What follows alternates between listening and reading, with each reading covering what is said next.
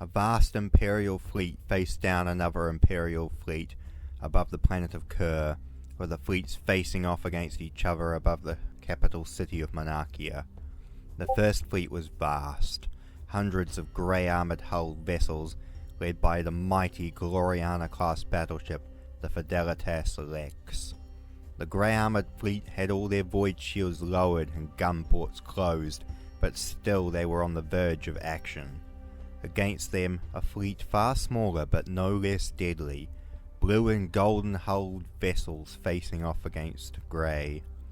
The Lex's sister ship, the Macragg's Honour, leading a 13th Legion flotilla, faced down her sister ship over their gun ports, while the vast vessel of the Imperator Somnium dwarfed even the Gloriana-class battleships of the Void. The tension between the two fleets could be cut with a knife, either side waiting for the other to make a move. The 17th Legion was abruptly summoned back off the Great Crusade's path back to Kur under the direct orders of the Emperor. Once they had arrived in systems, the Word-Bearer's fleet was ordered to lower all void shields and close all gun ports to stand by for immediate inspection. In the midst of this tension between the two fleets, a grey Stormbird gunship burned out from the Fidelitas Lex towards the Imperator Somnium. Scanners only showed 2 life forms on board, a pilot and 1 other occupant. It glided through the void, being tracked by the multiple defense turrets of the Imperial fleet until it landed high up on an open hangar near the bridge decks of the Imperator Somnium. As soon as the Stormbird had touched down on the hangar deck and its ramp began to open, Lorgar Aurelian stepped out into the hangar bay. Awaiting him was Malcador the Sigillite, the old regent looking troubled and pained. Lorgar? Malcador, I consider this summons abrupt, and your attitude towards me and my fleet since I have arrived in system less than hospitable for one of your standing. All necessary precautions, my boy. No offence was intended, but time is a factor. If time was a factor, then you wouldn't have pulled my legion away from the crusade. Your false accolades are meaningless. There is nothing false here, my boy. Nothing at all.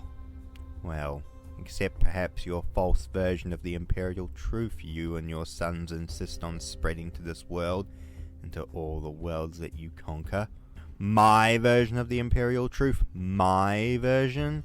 The worlds I conquer are a bastion of loyalty to the Imperium. What do you mean by false imperial truth, Malcador? Spit it out. Malcador sighed. Apologies, my boy. I did not mean to offend you. You have stepped too far, Malcador. I demand you answer me. Perhaps this is a discussion best left for you and your father. You do not get to slander me and my legion, Malcador, and walk away. I am afraid that this shall have to be a discussion for another time. Malcador directed his hand and a door opened and an honor guard of 4 custodians stepped forth. Your father is waiting for you. These custodians will show you the way to him. Lorgar was still visibly annoyed and glared at the Sigillite before turning and departing with the squad of custodians. Lorgar walked through in silence through the decks of the Imperator Somnium, still fuming about Malcador's words. His father would see the truth and be honest with him. Malcador was an old fool, but his father would understand.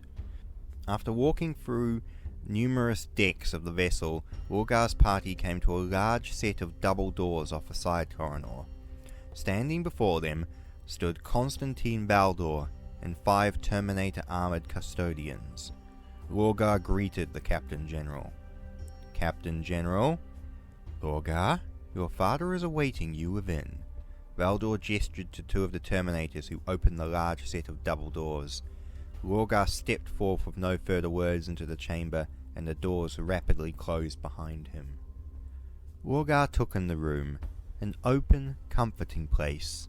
Expensive rugs and lavish couches around the room, intricate paintings upon the walls, a vast stained glass ceiling depicting the Unification Wars, and a huge armor-glass window looking out into the blackness of the void.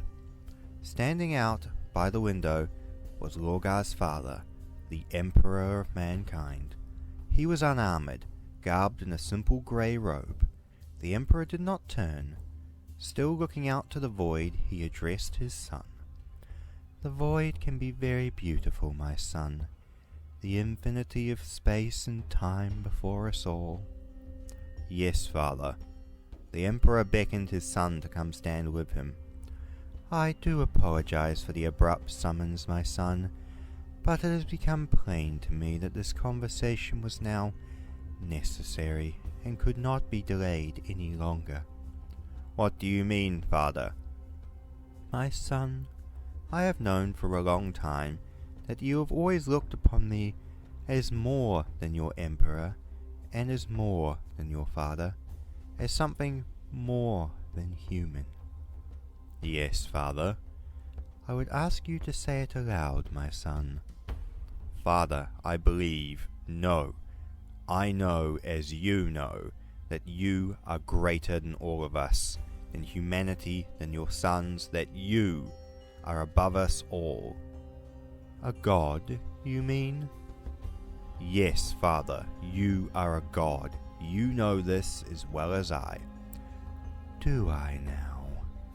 "Yes, father, you are a god, the only god, the true god of humanity, of the universe, of creation." "You are wrong, my son, and that is what we need to talk about so urgently." "Why, father? It is true. This is what the imperial truth actually means. I have seen through it. I know it to be true. You are a god. We all know this." "My son, you are wrong. I am no god. I am human, just like you, just like the common members of humanity that we govern. A great human, perhaps, but still a human. My soul is human, my mind, my heart, my spirit are all human." "No, father. Your humility is inspiring to us all, but you do not need to act as such around me, father. I know the truth of your divinity, and I have made it my goal to share that truth with the galaxy as you would have me do." "No, my son, you are wrong. The imperial truth has always been to dispel and remove all false religions, to free humanity from the shackles that religion has placed upon our species, that has held us back for so long." "You have just confirmed what I have said with your words, father. All false religions. Your religion is truth, so that is why we destroyed other religions, so that the worship of you is the only truth of humanity."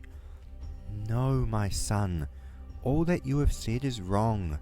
I envision the imperial truth to free humanity from all worship, including that of me." "No, father, no. My son, do you know how much you wound me? How much you insult me when you compare me to a divine? My son, do you know about the beings worshipped by humanity before the Great Crusade?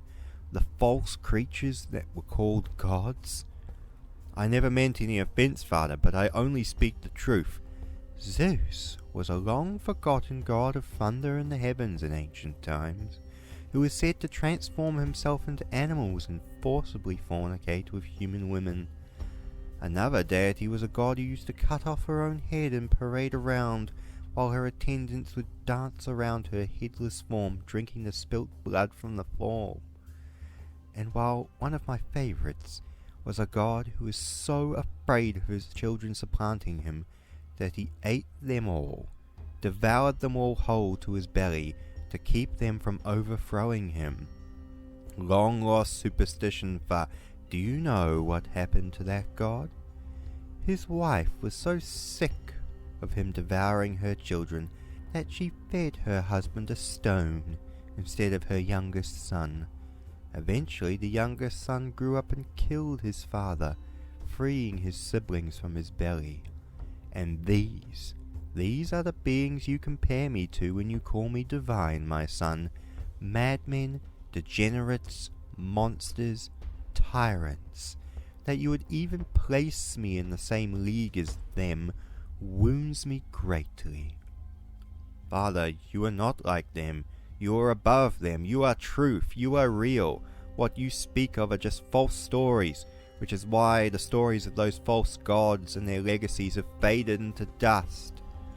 And what is worse than the insult to me, my son, is the insult you give to all we stand for. The Great Crusade is about the unity and safety of all humanity in a unified galaxy. Do you know what those false religions stood for? One religion had such strict rules that for the crime of depicting an image of their prophet, you would be met with immediate death. Another believed that if they did not perform enough human sacrifices each day, the sun wouldn't rise the next morning. And one of my favorites was a religion that believed that all negative human emotions came from the souls of dead Xenos, who were dropped into the volcanoes of ancient Terra long time ago, and whose souls infected mankind with all the negative feelings and emotions they experience. And this, my son, is what you compare the imperial truth to, what you compare me and my ideals to. You denigrate my ideals for humanity by worshipping me as a god and rebranding the imperial truth as a false religion. No, Father, I have never meant any offense. I never meant to upset you. All I wanted to do, Father, was to show the galaxy, to support me, to show me how much you love me, and how much you care for me, and to show your devotion to me. I know, my son, and your love for me is pure and true, and it warms my heart. But how you are doing it, the beliefs you are promoting when you compare me to a divine, I cannot allow them to continue. But Father, you are a god. All you have to do is admit it. We know the truth. No, my son, I am not a god. I deny it, now and for always. I am a human, nothing more, nothing less, for to be a human is the greatest honor in the galaxy, and the greatest form of being one can be. Father, no, my son, you will listen now. I want you to think long and hard about all I have said. I am not a god, and I do not wish to ever be worshipped as such, even by you. Father, Lorgar looked pleading as he spoke. All I have believed, all I have done, was for me, and I understand and I appreciate it in a way, but you did not have to do all you have done, or keep doing what you do, out of your belief or loyalty for me as divine. Could you not just follow my dreams and my beliefs for humanity because you share them? A safe, united galaxy for mankind? A place for us all to call home? That is what the imperial truth should be about, and that is what I believe it should be for us all. It's what drives many of your brothers onwards towards a brighter future for us all. Father, how can you simply denounce all I have believed in, that all I have done so easily, and expect me to just accept your denouncement and expect me to renounce everything I believe in myself? I denounce your beliefs, not your actions. I denounce your beliefs, my son, not your actions. There have been some on Terra that have suggested censure, or worse, for yourself and your legion because of your faith and your lack of haste in achieving compliance for the crusade. But I know better. I know that, while slower in the rate of conquest than Horus or the Lion, the worlds you make compliant are amongst the most loyal, stable, and intact worlds of the Imperium. So when they spoke to me of censure, I rebuked them.